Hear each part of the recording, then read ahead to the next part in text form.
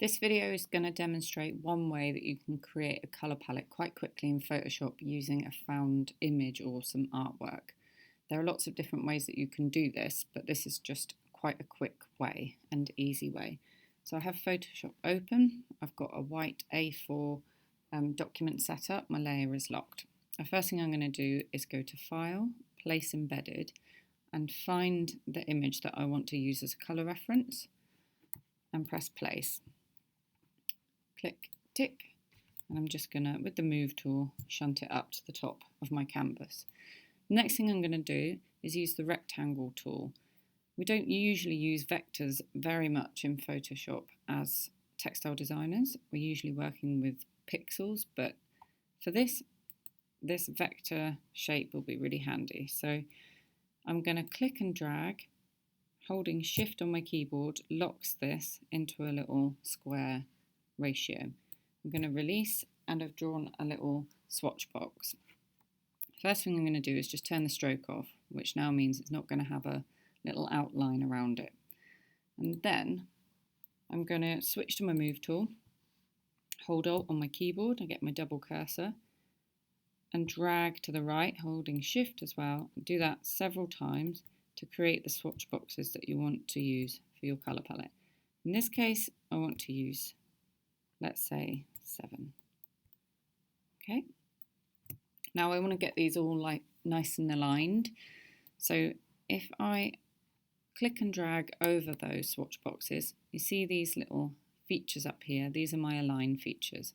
So there are a few more under these 3 dots.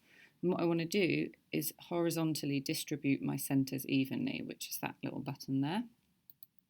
Can you see they've all aligned so that the spacing is exactly the same between each of them? And now I'm going to go right click and group from layers, press OK, and that's going to treat all those swatch boxes as one item, so that now I can come up here, make sure I've got align to canvas chosen this time, and if I press this one there, hover over that so you can see, I'm going to just align the centre of that with the centre of my canvas. Now if I just expand that, I can simply double click on each of these. This brings up the colour picker, and I can start to pick my colours from this artwork.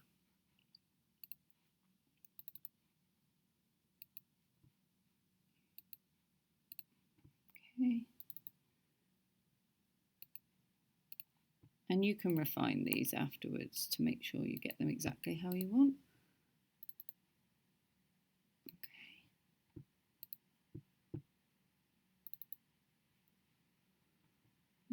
Okay, and maybe another green.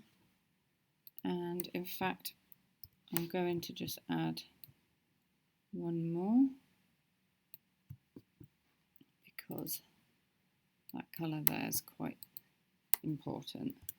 Now I can click over these again, change that to group, and I can just pop that so that it's in the centre again. And there you have it. You've quite quickly generated a colour palette from a piece of artwork in Photoshop.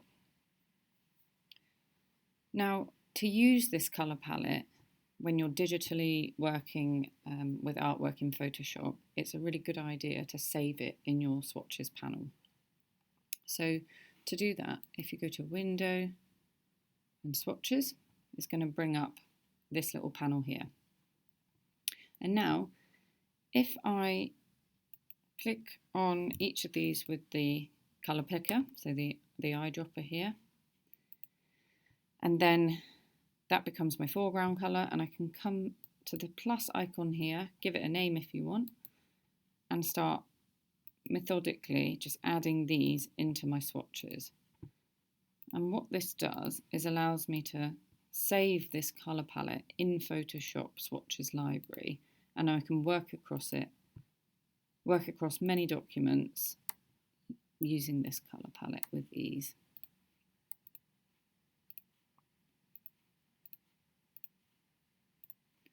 Okay, and then I can click on one of these, hold Shift to click on the last one which selects them all, then create a folder by pressing this, and I can call this Retro Palette.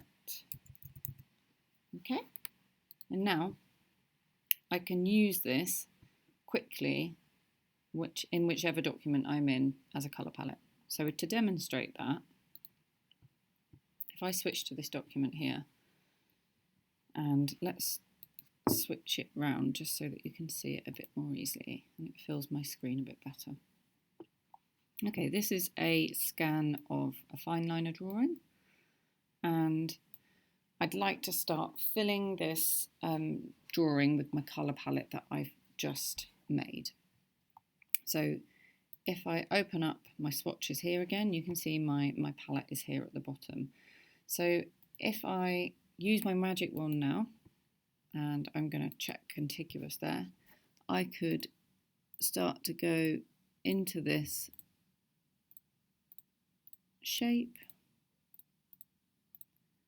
okay, and start filling. Now, if I come up to select, modify and expand, it's just going to, and expand by 1 pixel, I'm just making that selection a tiny bit bigger so that when I fill with the colour, it's going to meet that fine liner line perfectly. Okay, and now I can pick a colour from my palette, that pink, and then I can just go Alt and backspace to fill that area with the pink colour. And I can carry on. So I pick another area here, select, modify, expand 1 pixel. I can then choose another colour from my palette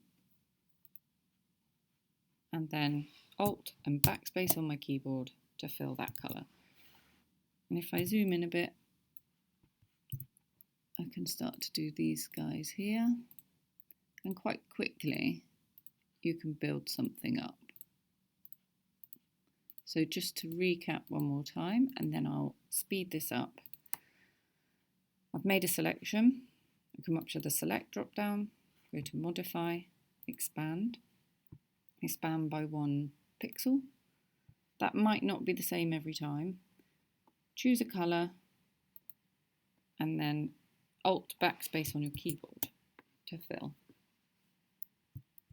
Deselect.